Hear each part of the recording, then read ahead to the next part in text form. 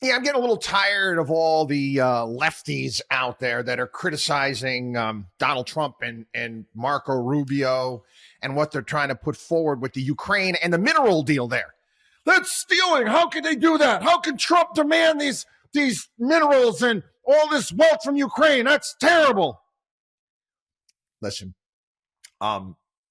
either we take over all of the mineral wealth there, or it's going to be stolen.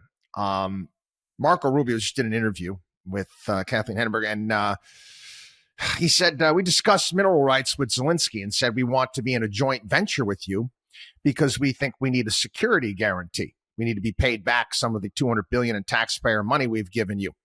He said, sure, I needed to run it through my legislative process. 2 days later, he's saying he rejected the deal. That's not what happened in the meeting. We're trying to help these guys. Ukraine doesn't directly impact the daily lives of Americans. There should be some gratitude here. And there's more to it than that. You take a look at anywhere, the former Soviet Russia and all of their various different break-off republics, Kazakhstan, Azerbaijan, Uzbekistan, even Ukraine. Many of these former places have unbelievable mineral wealth. And the people don't own it. They don't have it. This was carved up and it was given to the elites. And again, I've discussed this before on the program. In regards to, we love having it our little lists. World's wealthiest people. Oh, it's Elon Musk. Oh, it's Jeff Bezos. Oh, it's what's his name there? Bernard from LVMH. Whatever it may be. Listen, that's a lot of BS. Okay, quite frankly. I guess it depends on what the meaning of the word richest man in the world is. Jeff Bezos, he's got a lot of Amazon stock. He started the company. Okay. But, and again, he's got to sell his stock or borrow against his stock. These people have faucets where money pours out of them. That's what they are. You see, we here in the United States,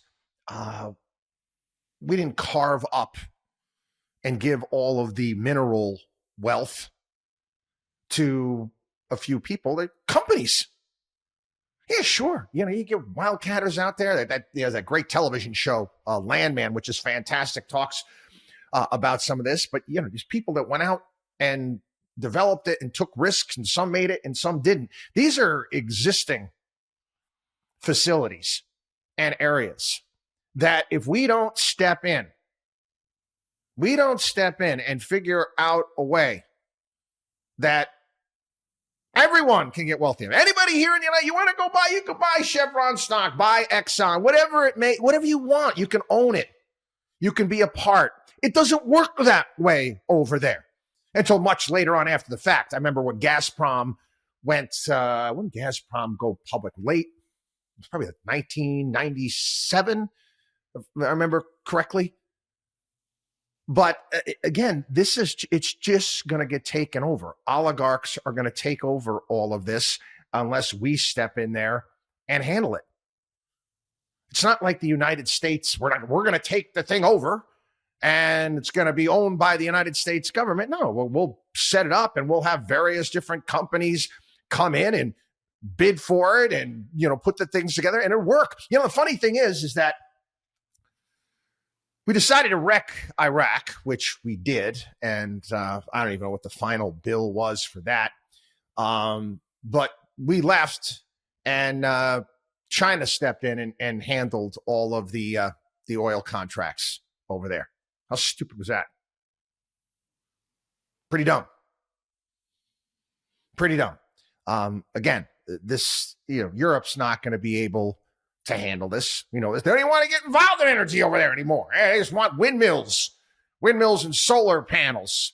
How are they going to handle it? There's several, French energy companies as well. And I'm sure that they'll probably get involved in the bidding in some way, shape, manner, or form. But again, if you want Ukraine to truly succeed, you got to get the oligarchs out of that entire business. And again, this is kind of probably a point of contention with Vladimir Putin, because that's how that nation is run. Okay, it's run on oligarchs controlling various different natural resources because they have them. We don't.